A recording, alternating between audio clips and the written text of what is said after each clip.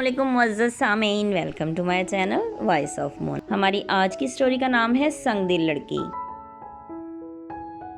وہ بہت مضبوط عورت تھی، انتہائی سخت مزاج، بائک پر اکثر چکن لینے آیا کرتی تھی۔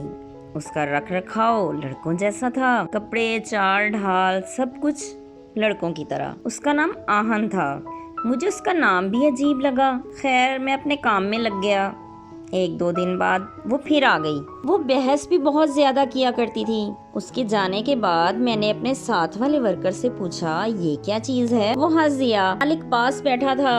وہ کہنے لگا ارے یار اس کی کہانی بھی بہت دردناک ہے۔ میں نے پوچھا کیا ہوا اسے؟ تو بتانے لگا کہ یہ بہنیں ہی بہنیں ہیں، 4 یا 5 بھائی نہیں ہے۔ باپ کو ہارٹ اٹیک ہوا اور وہ مر گیا۔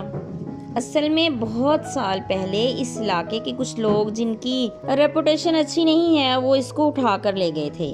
اس کے ساتھ زیادتی کر کے اسے گھر کے آگے پھینک گئے۔ پھر اسی حادثے کی وجہ سے اس کا باپ مر گیا۔ پھر یہ بدل گئی۔ اس کی دوستی اب بڑے پاور والے لوگوں کے ساتھ ہے۔ اب یہ خود کو مرد سمجھتی ہے۔ سب بہنوں کی شادی کر چکی ہے، صرف یہ ہی رہتی ہے، مگر اس کا کوئی ارادہ نہیں شادی کا۔ یہ کرتی کیا ہے یہ تو پتہ نہیں۔ 2 دکانیں ہیں ان کی، رینٹ وینٹ ملتا ہوگا۔ ماں بیٹی ہی ہیں اب گھر میں، کوئی اس کو اب چھیڑنے کی جرت نہیں کرتا، یہ پیٹ ڈالتی ہے۔ ایک دن شام کا وقت تھا، وہ چکن لینے آئی۔ اس کے بعد وہ وہیں سے دوسری دکان سے کچھ لے رہی تھی کہ پتہ نہیں کیا ہوا۔ آوازیں آنے لگیں جھگڑے کی۔ ہم مصروف تھے لیکن ساتھ ہی فائرنگ شروع ہو گئی۔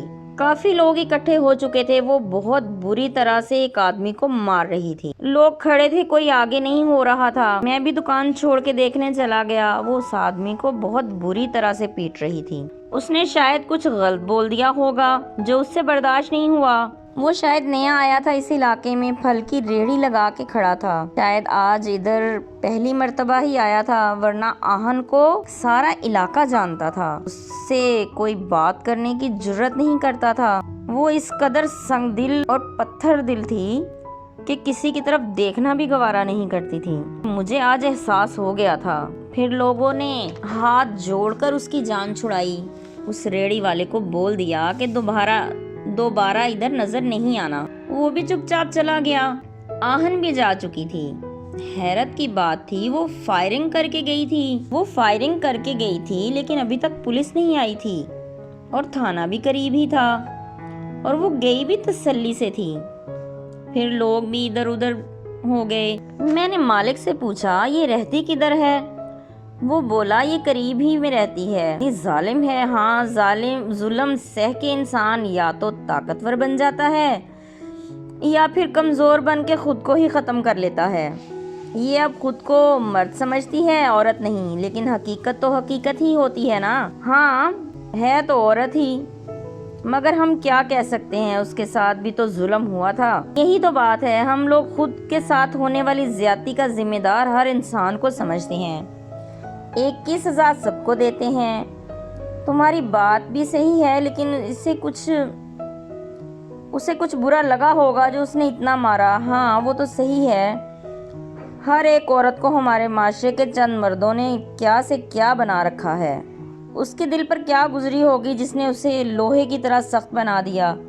ہاں اب اسے تکلیف محسوس نہیں ہوتی ہوگی کسی بھی کام میں مصروف۔ پھر میں اپنے کام میں مصروف ہو گیا۔ وہ اتنی سخت ہو چکی ہے کہ اسے اب کسی کی بھی تکلیف محسوس نہیں ہوتی ہوگی۔ پھر میں اپنے کام میں مصروف ہو گیا، لیکن سوچ میں اسی کے متعلق رہا تھا۔ پھر وہ کچھ دن کے بعد آئی۔ میں نے غور سے اس کے چہرے کی طرف دیکھا۔ اس کے چہرے پر غصہ اور کرختگی تھی۔ اس کی آنکھوں میں حیوانیت تھی، جیسے جو بھی راستے میں آئے گا وہ اسے مار دے گی۔ اس نے میری طرف دیکھا۔ اچانک میں نے آنکھیں جھکا لیں۔ وہ مجھے دیکھتی ہوئی چلی گئی۔ مجھے عجیب سا خوف محسوس ہوا تھا۔